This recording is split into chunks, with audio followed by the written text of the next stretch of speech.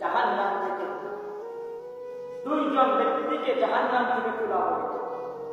আল্লাহ তাআলা জিবরাইলকে বললেন, জিবরাইল, এই দুইজনকে তুমি তুলে আনো জাহান্নাম থেকে। তখন ওই দুইজন ব্যক্তিকে জাহান্নাম এবং জান্নাতের মাঝখান বরাবর জায়গায় দুইজনকে রাখবে। তখন দুইজনকে বলবে, আবার বলবে, যাও তোমরা জাহান্নামে যাও, জাহান্নামে চলে যাও। তখন একজন ব্যক্তি এক দৌড়ে জাহান্নামে যে লাভ করে যাবে, আর আরেকজন ব্যক্তি দুইটাই সামনে এগিয়ে যায়, আবার পিছনে ফিরে তাকায়, দুইটাই সামনে যায়, আবার পিছনে ফিরে তাকায়, শেষমেশ জাহান্নামে গিয়ে পড়ছে। আল্লাহ তাআলা আবার বলছে তাদেরকে জাহান্নাম থেকে তুলে আন। আবার জাহান্নাম থেকে তুলে আনছে। তখন জিজ্ঞেস করছে প্রথম ব্যক্তিকে, যে ব্যক্তি দৌড় দিয়া জাহান্নামে পড়ছে, লাফ দিয়া, তারা জিজ্ঞেস করছে যে তুমি লাফ দিয়া জাহান্নামে গেছো, কারণ কি? তখন ওই ব্যক্তি আল্লাহকে বললে, মাওলা, তোমার আদেশ আমি দুনিয়াতে একটাও মানছি না। তুমি আমারে বলছো যে জাহান্নাম থেকে তুলে এনে বলছো আবার জাহান্নামে রাখলাম, এতদিন তো জাহান্নামে ছিলাম, সেজন্য আমি তোমার মনে করলাম তোমার একটা আদেশ একটা মানি, সেজন্য আমি একটা মানতে গিয়ে আমি লাফ দিয়া জাহান্নামে পড়ে গেছি। আল্লাহ বলে, তোকে আমি মাফ করে দিলাম। দুই নাম্বার ব্যক্তি যে দুই পা সামনে গিয়া পিছনের দিকে তাকায়, তারে জিজ্ঞেস করছে যে তুমি এমন করলা কেন?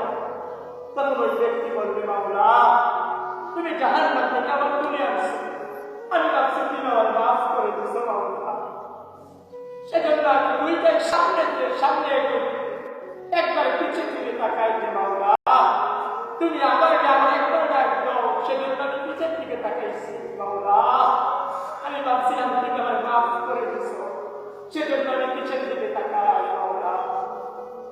তখন আল্লাহ বলে, তোরে মাফ করে দিলাম, তোরে আমি মাফ করি।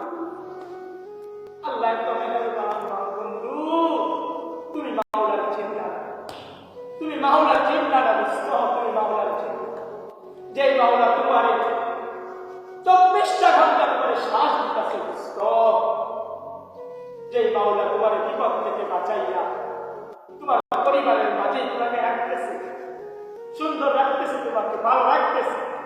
এই জায়গায় তোরা যে নামাজ পড়স না, যুবক ভাইরা যে ফজরের নামাজ পড়ো না, জোহরের আসর রাখবি পেশা কিছুই করো না, আল্লাহ কি তোমার একবার খাবার বন্ধ করছে? বন্ধ করে নাই। মাওলা রহমত করে তোমাদের উপর, রহমত করে তোমাদের উপর, দয়া করে তুমি সেই মাওলাকে চিন্তা করছো, তুমি সেই মাওলায় চিন্তা করো। মাওলা এত রহমান, এত রহিম মাওলা। আল্লাহ তাআলা করে আমি সব কিছু দিচ্ছি বান্দা, সর্বশ্রেষ্ঠ গ্রন্থ কুরআন তোদেরকে আমি দিচ্ছি। আল্লাহ তাআলা সর্বশ্রেষ্ঠ নবী আমাদের জন্য দিয়েছে, সর্বশ্রেষ্ঠ নবী, সর্বশ্রেষ্ঠ কিতাব কুরআন দিয়েছে। আর কি দিবে? তোমরা ঈমান রাখো, তোমরা রাখো। আল্লাহ তাআলা কেমনে বলবে তোমরা ঈমান রাখবা? এই রমজান মাস চলতেছে, এমন মানুষ আছে যারা বিড়ি সিগারেট খায়, রোজাও রাখে, কিন্তু নামাজ পড়ে না, সাহারি খেয়ে ফজরের নামাজ পড়ে না। এই বেটা কি ভালো করলি না? আল্লাহকে সেজদা দেন, আল্লাহকে সেজদা। এখনো সময় আছে দোস্ত, এখনো সময় আছে, ভালো হয়ে যাও, দিনের প্রতি এগিয়ে যাও। আমি আজকে কথা বলতেছি, হয়তো আমিও দুনিয়াতে থাকবো না, দোস্ত।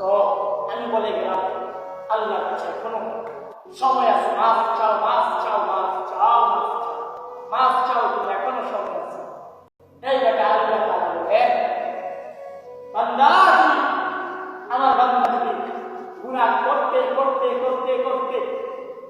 হাজার বছরে পাহাড় সমান যদি গুনাহ করে ফেলে, আর তৎক্ষণাৎ যদি আমার কাছে মাফ চায়, নিজের ভুল স্বীকার করে সামনে এই গুনাহটা করবে না ওয়াদা দেয়, আল্লাহ তাআলা বলেন আমি করে 100 আমি করে মাফ করে 100 মাফ,